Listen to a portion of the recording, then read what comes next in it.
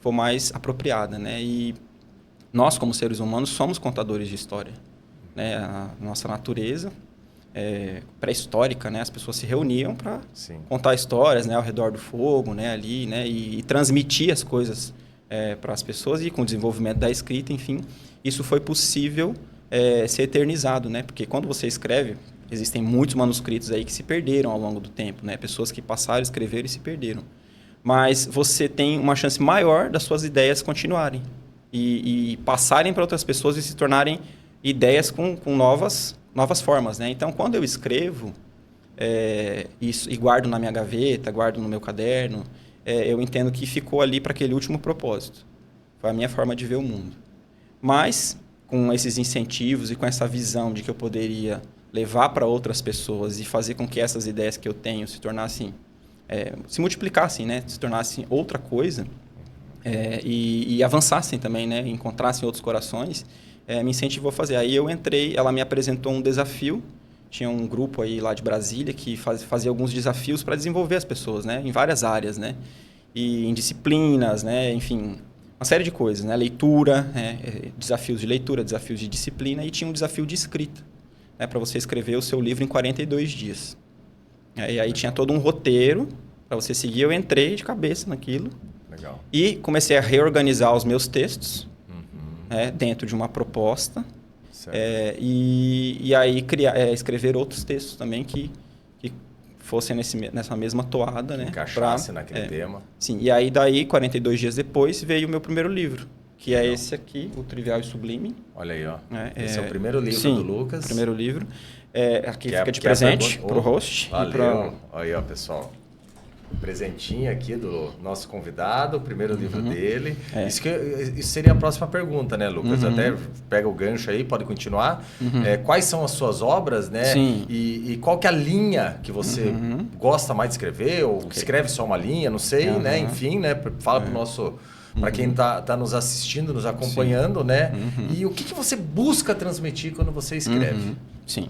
Então, aí... O primeiro livro que veio foi desse desafio, né? Então, foi algo que entrou na minha vida através de um desafio que eu fiz ali, né? E que se tornou o que eu falava antes, que era um hobby que eu levava a sério, porque não era a minha profissão principal, né? Muita gente olha, talvez um escritor, e vai dizer assim, meu Deus, vai morrer de fome, né? Quem que compra livro hoje em dia, né? E nós vivemos numa era muito rica. A era que nós vivemos é cheia de problemas. As pessoas dizem que nós vivemos num tempo que as pessoas são fragmentadas, que as pessoas têm a atenção difusa, que tem muita informação, muita fake news, muita dificuldade em transitar pela vida, mas nós vivemos numa era muito rica, uma era em que o conhecimento é muito mais acessível e a divulgação das ideias, do conhecimento, como esse momento que nós estamos aqui, né? As pessoas poderem, fora de um veículo formal de imprensa, fora de uma mídia tradicional, serem ouvidas, divulgarem suas coisas, né? E dentro da escrita também, hoje, com a internet, enfim, com todos os acessos que ela nos permite, a gente consegue, inclusive, publicar um livro aqui do interior de Mato Grosso do Sul. Sem precisar passar por uma editora, sem precisar passar por receber ter sido premiado em alguma coisa, estar dentro de uma academia, algo nesse sentido. E foi nisso que eu me lancei, não só a escrever, como também a me publicar. Então, aprendi todas as coisas que envolvem a formação de um livro, né? A editoração, a diagramação, contratei os profissionais para fazerem tudo isso, né? A gráfica, todas essas logísticas que tem em torno do livro. Então, como eu entrei nessa para divulgar as minhas ideias, para tirar os meus textos da gaveta, para divulgar aquilo que eu penso, a fé que eu creio, né? O modo de pensar que eu venho aprendendo no conteúdo que eu leio, que eu consumo, né? Resultou nisso, né? E ali no ano de 2019, né? E aí eu segui escrevendo a forma como eu escrevo. É uma forma meio, eu vou dizer assim, que é um estilo meio livre, porque meus textos, eles não, nesse primeiro livro pelo menos, eles não dependem um do outro, né? Então não tem assim, introdução, desenvolvimento, conclusão. Apesar de ter uma linha, né, trivial e sublime, ou seja, as coisas do dia a dia e as coisas do alto, né, as coisas espirituais, né? Apesar de ter uma linha, todos os textos vão andar dentro dessa linha, né? E se você pegar o texto lá do meio do livro e ler, você não vai ficar perdido, porque ele se conclui, né? E são textos reflexivos dentro da... vamos falar de vários assuntos, não são textos assim doutrinários, de um estilo de prática cristã específico, não. São textos de uma percepção de uma pessoa leiga, que eu não sou do clero, não tenho nada, nenhuma função teológica, nada nesse sentido, mas sou um cristão que estou observando as coisas, né, desenvolvendo a minha vida, né, as minhas rotinas normais no dia a dia, e vou falando sobre isso, sobre o cotidiano, sobre coisas que eu li, formas de... Bem, para nossos espectadores que estão aí nos acompanhando no YouTube, quiser fazer uma pergunta, quiser interagir com a gente aqui nesse podcast, nesse episódio que nós estamos aqui hoje junto com o Lucas Lima, nosso escritor, nosso amigo, um cara que tem aí muito conteúdo para passar para nós aqui que estamos acompanhando hoje esse episódio. Se você quiser interagir, é só colocar ali, participar do chat, que nós vamos aí ao longo desse episódio, nós vamos estar aí buscando fazer aí as perguntas para o Lucas. Bem, Lucas, uma perguntinha aqui para você. Escrever é mais técnica, é inspiração ou é um propósito? Ou é um combo de tudo isso? Olha, eu vou te dizer que eu acho que é mais um combo, né? Porque você não tem como escrever sem um mínimo de técnica. Né? Hoje, você escrever um livro, eu digo, algo a ser publicado, algo com as ideias organizadas, vai ser necessária a técnica. Né? E qual que é o material do escritor? É a língua portuguesa. Né? Então, um mínimo, né, de expressão na língua portuguesa, né? E dentro da norma padrão, dentro da norma culta. Né? Mas isso não é a única coisa que é necessária, né? Porque muitas pessoas sabem a norma padrão, sabem todas as regras, podem ser aí um revisor, alguém que trabalha com o texto em si, mas sem aquela chama, né, autoral, enfim, de escrita, né? Ou que não também talvez tem gente que não tem interesse, né, em expor aquilo que pensa, né? Então aí nesse ponto eu acho que entra a inspiração, que é importante que a pessoa tenha esse fôlego a mais para se desnudar, porque eu falo que a escrita você se desnuda, né? Você mostra o seu interior. Você não precisava fazer aquilo, né? Você poderia seguir sua vida normalmente, pensando como você pensa, e você coloca no papel, né?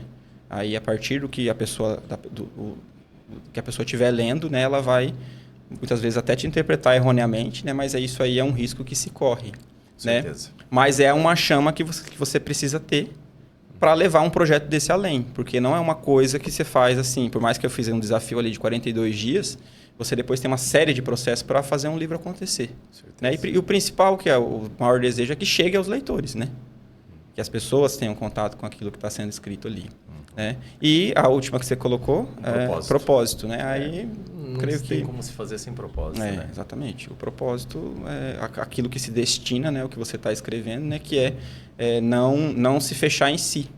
Né? Tem até um texto que eu falo que eu me considerava uma pessoa, eu me considerava uma ilha. Né? E a ilha, ela tem uma proteção em volta de si, né? Um corpos d'água em volta de si, né? E ela não encosta em nenhum outro corpo terrestre, né? E essa fria ilha, né? Eu falo que é essa frieza, esse distanciamento, essa introspecção exagerada que eu tinha, ela é quebrada no momento em que eu percebo que eu não existo sem o outro. Né? Eu não tenho como dar nenhum passo sem uma outra pessoa, né? Porque a partir do momento que eu acordo e acendo a luz de casa, já tem uma série de pessoas envolvidas naquilo ali. Com certeza. Né? E quando eu saio da casa dos meus pais, vou morar no interior sozinho, vou trabalhar, vou seguir minha vida de adulto, eu percebo que esse isolamento, essa autossuficiência era algo que não era saudável, não era boa. Né? Então, a atividade da escrita, ela também é uma oportunidade para sair do comportamento de ilha. Né, de se ilhar dos outros, né, de não encostar em ninguém, né, permitir que os barcos cheguem, né, e talvez ter até uma ponte, né, para se ligar com o resto da humanidade, né, que é o nosso... Eu tenho até na entrada do meu escritório uma frase muito bacana, que é preciso a gente sair da ilha para enxergar ela, né? Porque se a gente fica ali dentro dela, exatamente, você não consegue evoluir, né? Você só está vendo aquilo, né? É isso aí. Exatamente. Na história da vida da maioria das pessoas, elas vão chegar a essa conclusão, né, em algum momento. Porque a criança, o adolescente, talvez ele pensa que as únicas coisas que são importantes são as coisas que estão dentro dele. A minha vida, as minhas necessidades, aquilo que eu preciso, né? O meu eu. E você precisa romper e ver que você nunca fez nada sem outra pessoa, né? Exatamente. Quando você era um bebê, Seja quem for, alguém te carregou, alguém te nutriu para que você chegasse até aqui, né? E a gente muitas vezes entra na vida adulta com essa autossuficiência, né? Pensando que a gente está acima de tudo, acima da história, acima dos que já vieram, né? Dos que já passaram, né? Enfim. Então essa... Bem, então literatura, escrita, reflexão, tudo isso faz parte aí de momentos simples do nosso dia a dia, né? E para isso, a Erva Mate San Roque, Lucas, ela há mais de 50 anos de história está presente nesses momentos, na pausa, na conversa, na introspecção. E para você aqui, né? Eu quero aproveitar e entregar aqui um brinde aqui para você. Eu não sei, Lucas, como que você é no tereré, mas o tereré é uma boa pedida para dar aquela pausa, aquela refletida, né? Certeza. Então aqui tem um brinde aí para você da Erva Mate San Roque para você aqui, né? Gosto muito de tereré, sou um sul-mato-grossense nato. Ah, que legal. E você, assim, Lucas, você tem algum ritual pessoal que envolva leitura, escrita, com relação a silêncio? Costuma tomar um chazinho, alguma coisa assim? Ah, sim, com certeza. Eu acho que essa introspecção matutina é muito importante, né? Eu sempre, até principalmente antes de virar pai, né? Porque depois que você vira pai, você muda um pouquinho os seus rituais, né? Mas assim, eu sempre gostei muito de, pelas manhãs, né, eu fazer as minhas reflexões, meu devocional, né? E sempre, é claro, que é presente uma bebida quente ali para acompanhar isso daí, né? Exatamente. Legal. Bem, Lucas, agora a gente vai trocar um pouquinho aqui, avançar um pouquinho no nosso tema principal, né? Que a gente vai falar aí, enfim, sobre o Natal, o cristianismo, né? Como que é essa ligação para o cristão, né? O que é o Natal para o cristão, né? E como, diante disso, né? Como começou a sua relação, né? Para a gente começar falando do tema, né? A gente precisa primeiro entender, assim, como começou a relação do Lucas com o cristianismo? Como que foi isso? Foi de uma maneira bastante orgânica, né? Porque o cristianismo é o aquário no qual a gente está inserido, né? Por mais que a gente não queira. Né? Nós vivemos aqui no Ocidente e estamos nisso, né? E especificamente, eu fui criado dentro de igreja. Criado por uma família. Que você falou, desculpa, Lucas, você falou um negócio muito bacana, né? Que é um aquário que a gente está inserido, né? Sim. Então, assim, tem muitas pessoas e é por isso da gente... Tá aí o fundamento do tema de hoje, né? O grande fundamento do nosso tema hoje, a gente falar do Natal de uma forma mais profunda, né? Do significado dele, justamente por isso. Porque às vezes as pessoas estão dentro desse aquário, mas não sabe exatamente o que é. Então, você que está nos acompanhando, agora a gente vai começar a entrar aí nesse tema profundo, Natal. Pode continuar, Lucas. E aí, como dentro desse contexto, né, de Brasil, né, um país cristão, que a gente sabe, né, mas eu fui criado dentro de uma família que era religiosa, né, que frequentava a igreja, né, uma família cristã. E desde pequeno, dentro desse mundo. Então, cresci vendo todas as práticas, como eu já mencionei, né, a leitura bíblica, o estudo bíblico, participação em cultos, né, em momentos ali...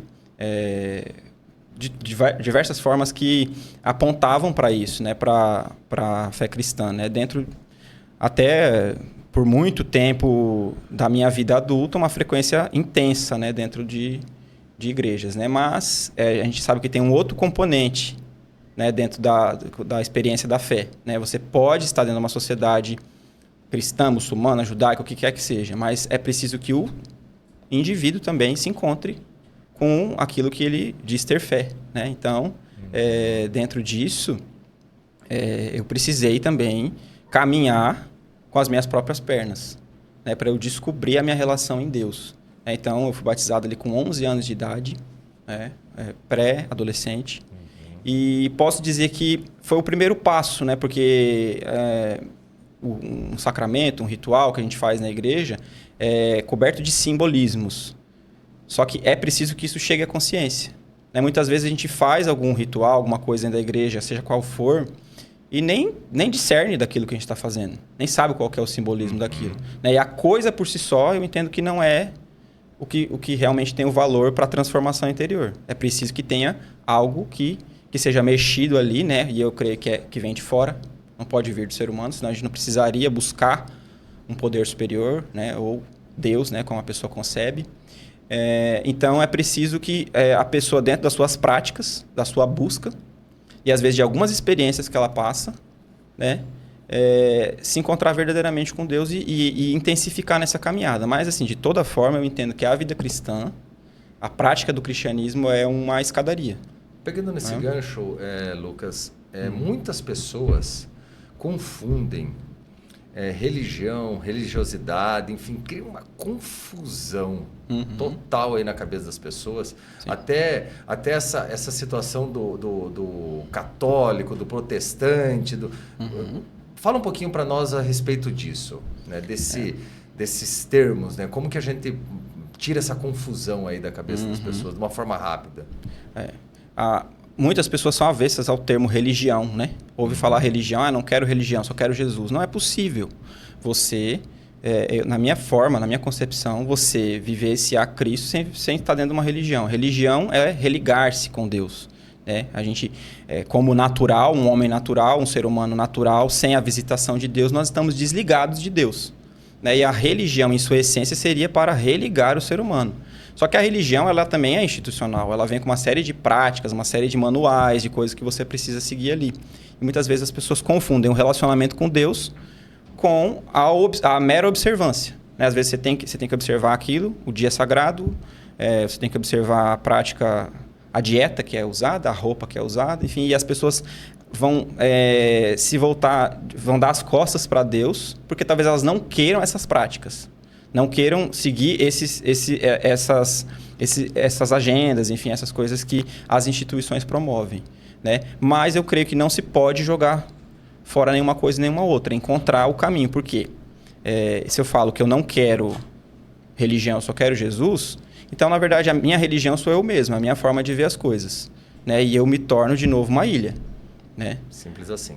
Sem uma comunidade, sem uma prática, sem disciplinas espirituais, eu creio que não seja possível, né? E, ao mesmo tempo, também a prática cega, ainda que perfeita, né? A pessoa cumpre todos os rituais daquilo ali, também não garante que a pessoa se encontrou com o divino, se encontrou com Deus, né? Então, eu vejo assim, é preciso saber encontrar o caminho do meio. Eu gosto de falar isso, né? Você precisa encontrar o caminho do meio, né? Não se desligar de uma prática religiosa, nada disso. Enfim, na verdade, é o que tem faltado no mundo, né? As pessoas se colocarem num caminho de disciplina espiritual, de busca, né? de algo organizado em direção a Deus. Isso é extremamente necessário.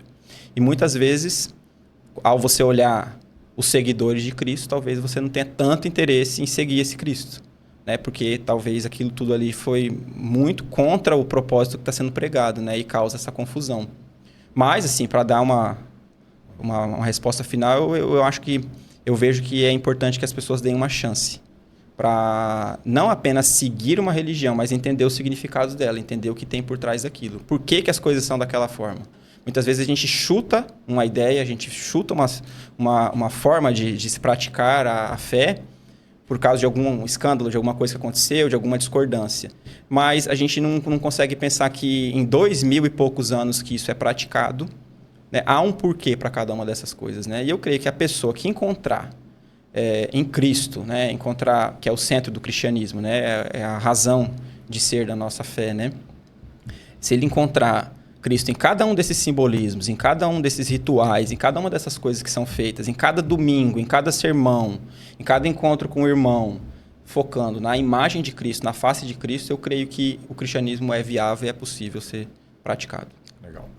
Bem, para você que está nos acompanhando aqui nesse maravilhoso bate-papo, um assunto bacana, fala para o seu amigo, aquela pessoa que ainda não está acompanhando, manda o link e chama o pessoal, vamos participar aqui no ao vivo, porque o assunto hoje vai render muito, tem muita experiência para ser trocada aqui, tem muita conversa bacana sobre o tema do nosso podcast de hoje. E, Lucas, assim, como que você enxerga a vivência do cristão nos dias de hoje, nessa sociedade atual? Como que tá como esse cristão está vivendo hoje? Como você enxerga isso? Olha, eu vejo que a gente está num caldeirão de muitas opiniões, de muita confusão. Eu vejo que Eu falei que a gente vive numa era abençoada, né? Que existe muita informação, mas também existe muita desinformação, inclusive em termos de fé. Né? A gente perde muito em simplicidade, eu creio, hoje. As coisas estão complexas demais, né? Elas querem, muitas vezes, as práticas cristãs, elas querem replicar demais as práticas midiáticas, a forma, o tom e a marcha que o mundo tem andado, né? As empresas, a mídia, né? Então, muitas vezes isso é replicado para dentro das práticas cristãs e nos deixa cada vez mais ansiosos e cada vez mais sobrecarregados, né? Então, eu vejo que o cristão hoje, falando do meu ponto de vista, ele precisa se voltar, né, a palavra, né, precisa se religar mais com as bases da fé. Né? Então, você vê hoje muitos cristãos que não conhecem a Bíblia.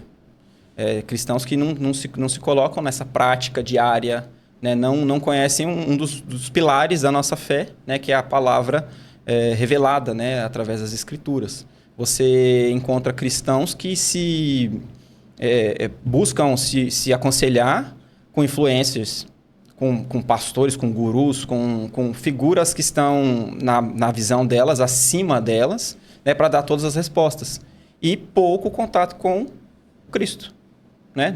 Não recorrem a Cristo, não sabem levar suas situações para Cristo e crer que Ele é uma pessoa, que Ele ouve e que Ele fala também através de sua palavra. Né? Então, eu vejo que isso se perde muito. A gente teve um boom, né, de práticas cristãs, né, no Brasil, né, que muitas vezes se confundiram dentro de uma série de objetivos que os líderes, enfim, têm. E a coisa se degringolou muito. Então, hoje você vê muito cristão que, na verdade, vive com a base de fórmulas mágicas ou de alguma coisa nos dias de semana, um dia certo, que vai ali, mas não consegue trazer essa prática para o dia a dia, para tudo que faz. Né? Existe uma frase de um teólogo holandês que ele diz que não há 1 centímetro da existência humana que Cristo não queira dizer que é meu, né? É meu. Cristo, ele deseja fazer parte de cada centímetro da existência humana, da existência do cristão, né? E muitas vezes nós mesmos não permitimos isso, porque a gente reserva para Cristo apenas alguns momentos, né, em que a gente vai estar ali num culto, numa missa, numa reunião, em alguma coisa que seja externa, e no nosso viver a gente simplesmente ignora a existência dele. Então, eu não sei se é uma característica só dos nossos tempos, ou se isso se intensifica porque a gente consegue ver mais, porque hoje a gente consegue ver, né? Há um tempo atrás, no tempo do meu avô, do seu avô, ele provavelmente convivia com um pequeno círculo de pessoas ali, né? Não tinha esse alcance todo que tem hoje, né? Então, hoje a gente vê, né, coisas que acontecem lá em São Paulo, lá na Europa, lá na África, em qualquer lugar, a gente sabe o que tem acontecido. Isso talvez carrega demais a gente e a gente não consegue nem transitar mais na nossa vizinhança, nas coisas que nos cercam, nas coisas que estão à nossa volta. E a gente sente que parece que é muito difícil, né, correr atrás de tudo, né? Então, acho que há um problema grave nesse campo da simplicidade, de voltar para o que é essencial ali, né? Da fé, né? Legal. Então, pegando esse gancho também, como a gente vê muitas pessoas se denominam como cristãos, né? Mas eles não se sentem confortáveis em instituições religiosas. Né? Como que é isso? É possível viver o cristianismo longe da instituição religiosa? Qual a importância da instituição religiosa para a gente poder viver um cristianismo mais pleno, mais bacana, enfim? Você tem que ver qual viés que você vai seguir. Né? Porque tem um viés do cristianismo, que é o catolicismo, que é impossível você viver a prática católica fora da igreja, fora da instituição. Católico de IBGE, por exemplo, né? Não é católico, né? Como você dizer que você é um marido fiel, não praticante. Né? Você ser um católico não praticante seria nesse sentido. Né? Porque existe a detentora das graças, né? É a igreja que vai estar com ela nas mãos, que através dos sacramentos o cristão vai receber a graça. Né? Seja do batismo, seja da primeira comunhão, né? Aquela presença ali na igreja, né? Porém, olhando para um viés protestante, né, que aí eu acho que é onde surge uma grande confusão dentro do meio cristão, você ouve-se muito falar, nós somos a igreja, né? Tipo, Não é ali um lugar, uma instituição específica. Não, Jesus não tem placas, né? Tem muito esse tipo de coisa, né? Que traz uma confusão ao ponto da gente ter o chamado movimento das pessoas desigrejadas, né? As pessoas que se identificam com a fé cristã, se dizem cristãs, mas não fazem parte de nenhuma igreja formal, institucional, né? Mas, dentro de tudo isso, não vou dizer qual que é o caminho, né? Se tem que ir numa igreja, se não tem. O que eu percebo que na vida cristã é impossível você viver é sem a comunidade. Por quê? Quando a gente faz a oração do Senhor, que é comum a todas as denominações cristãs, né? O Pai é de quem? O Pai é nosso, né? O pão é nosso, né? Então, como que a gente vai querer o Pai e não vai querer os irmãos? Então, você reza Pai meu, né? Pão meu, né? E sempre vai para o plural, né? A experiência cristã, né? Você precisa ter uma comunidade. Então, não necessariamente, eu vou dizer de mim, né? Você tem que atender ao culto da igreja específica, porque a gente fica até em dúvida, né? Qual que é a igreja que é a mais certa? Enfim, isso aí é conforme a experiência da pessoa, a cultura da pessoa, onde ela foi criada, como ela vivencia.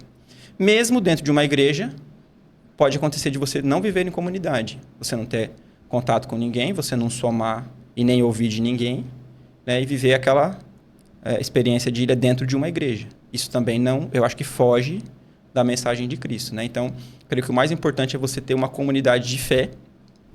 O cristão, ele precisa ter a casa dele organizada, né? Ele precisa falar aos que moram com ele. Isso eu pedi para você justamente falar um pouquinho disso, sabe? O que é o cristão para dentro de casa e para fora de casa? De forma rápida, né? Ele tem que ser excelente dentro de casa e, se possível, fora, mas primeiramente dentro de casa. É que você não exerce nenhum ministério cristão sem você estar com a sua casa organizada. Não estou dizendo que todos dentro da sua casa têm que seguir, têm que crer exatamente como você crê, né? Porque isso aí vai da individualidade de cada um. Mas é preciso você ter uma boa relação dentro da sua casa, proporcionar o melhor para quem está dentro da sua casa, primeiramente, né? Porque sempre vai ser, a relação humana sempre ela tem que ser da proximidade, né? Cristo manda amar o próximo. Às vezes a gente consegue amar o que está lá no sertão nordestino, lá na África, lá onde quer que seja, a gente não é capaz de olhar para o nosso vizinho, para a pessoa que mora na nossa quadra. Então, eu vejo muitas pessoas às vezes falar assim, não, eu sou cristão, eu vou levar a palavra de Cristo lá para não sei aonde, mas esquece de quando está numa roda de amigos, de falar de Cristo. Sim. Né? Uma coisa simples. Né? Isso, e de respirar Cristo por onde passar, né? Porque você pensa que grandiosa que seria a igreja de Cristo, o cristianismo, né? Se onde estivesse um cristão, Cristo tivesse manifesto ali, né?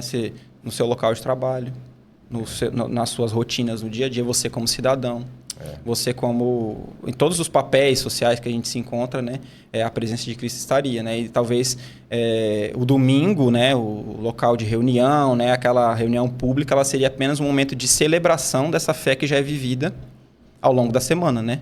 De segunda a domingo, não de domingo a segunda, né? E no domingo, muitas vezes é a única coisa que as pessoas têm para se segurar.